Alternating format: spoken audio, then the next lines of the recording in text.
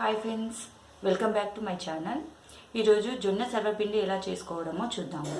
దానికి కావాల్సిన ఇంగ్రీడియంట్స్ జొన్న పిండి, ఉల్లిపాయలు, సరిపడా ఉప్పు, కొద్దిగా నువ్వులు, సరిపడా కారం, నానబెట్టుకున్న పెసరపప్పు అండి. సో దీంట్లో ఈ ఇంగ్రీడియంట్స్ అన్ని జొన్న పిండిలో ఇంగ్రీడియంట్స్ అన్నీ వేయాలండి. సో నానబెట్టుకున్న పెసరపప్పులో నుంచి నీళ్ళు వడగట్టేసేసి పెసరపప్పును వేసేసేయాలి.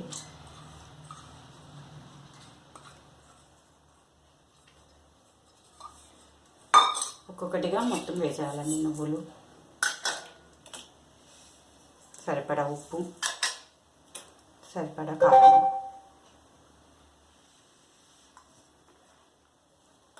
ఫస్ట్ వితౌట్ వాటర్ బాగా మిక్స్ చేసుకోవాలండి ఈ ఐటమ్స్ అన్ని వేసేసి.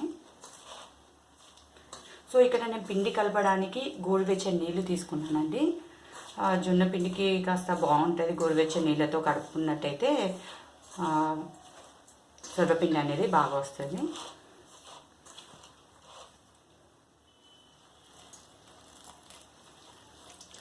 చూసుకుంటూ కలుపుకోవాలండి.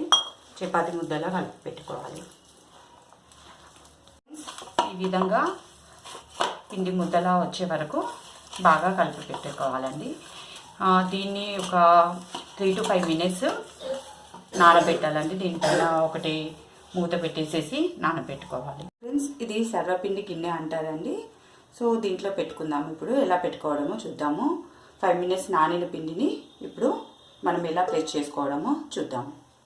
ముందుగా ఈ సర్వపిండి గిన్నెలో ఈ రకంగా ఆయిల్ వేసేసుకొని మొత్తంగా స్ప్రెడ్ చేయాలండి గిన్నె మొత్తానికి.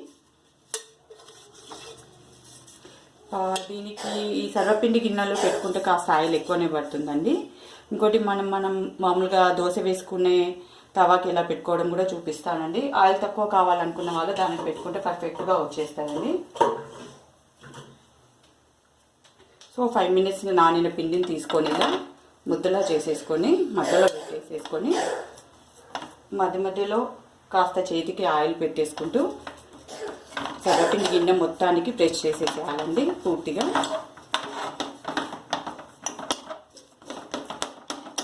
ఈ విధంగా ఈవెన్గా వచ్చేటట్టుగా సర్వపిండి గిన్నె మొత్తానికి ప్రెస్ చేస్తూ ఉండాలండి. ఫ్రెండ్స్, ఇక్కడ చిన్నది నాది కారం కాస్త కలర్ తక్కువగా ఉంది. సో కలర్ రావట్లేదు. రుచికి సరిపడా మీ రుచికి సరిపడా కారం వేసేసుకోండి.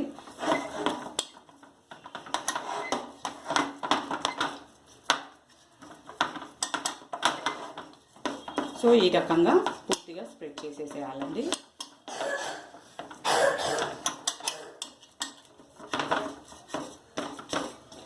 ఇలా చేసుకున్న తర్వాత మధ్యలో ఒక హోలు, సో 4 కార్నర్స్కి 4 holes చేసుకోవాలండి. ఇది ఎందుకు అంటే వీటి మధ్యలో ఆయిల్ వేసినప్పుడు లోపల రాక వెళ్ళేసి అది బాగా ఫ్రై అవుతుంది.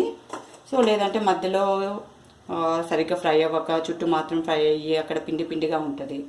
సో అందు గురించి సో ఈ హోల్స్లలో కూడా కాస్త ఆయిల్ వేసేసుకొని పూర్తిగా మళ్ళీ ఒకసారి చేయితోటి ఆయిల్ అంతా స్ప్రెడ్ చేసేసేయాలండి.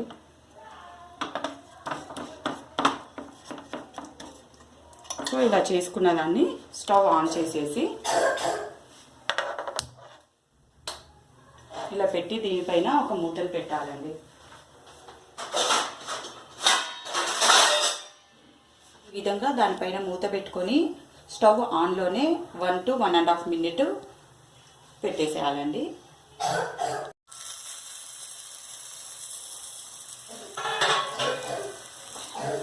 సో మూత తీసేసేయాలండి. ఇలా కలర్ మనకు అనేది చేంజ్ అవుతుంటుంది. సో ఇంకా ఇప్పుడు సిమ్లో మీడియం టు సిమ్లో పెట్టేసేసి సో అన్ని పక్కల ఈ విధంగా కొద్దిగా ఒక్కొక్క సెకండ్ ఆపుకుంటూ తిప్పుతూ ఉండాలి.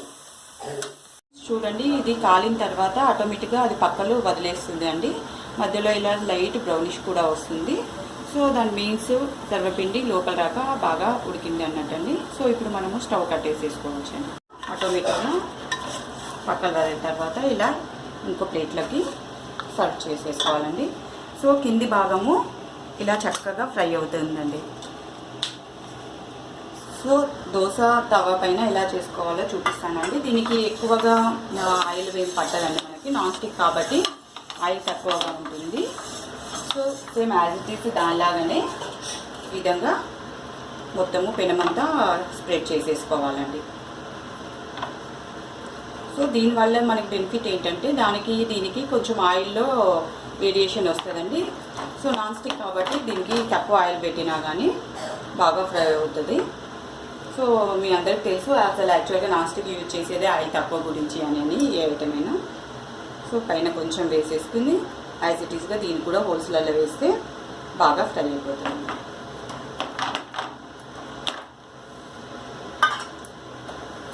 ఇలా రెడీ చేసుకున్న దాన్ని స్టవ్ ఆన్ చేసేసి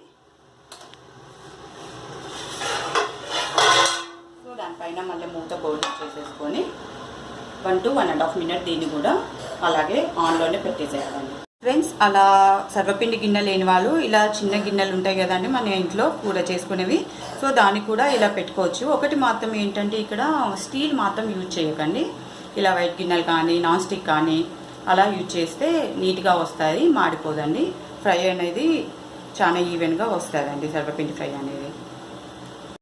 ఫ్రెండ్స్, దోశ తవ మీద పెట్టుకునేది కదా టర్న్ చేశాక ఈ రకంగా వస్తుందండి. సేమ్ వస్తుంది, కాకపోతే దీనికి ఆయిల్ తక్కువ పడుతుంది. దాంతోపాటు టేస్ట్లో కూడా వేరియేషన్ ఉంటుందండి. So ready to eat. Thank you for watching my video. మీకు ఈ వీడియో నచ్చినట్లయితే లైక్ చేయండి, సబ్స్క్రైబ్ చేయండి. నా అప్కమింగ్ వీడియోస్ కోసము పక్కనే ఉన్న బెల్ బటన్ని ప్రెస్ చేయండి.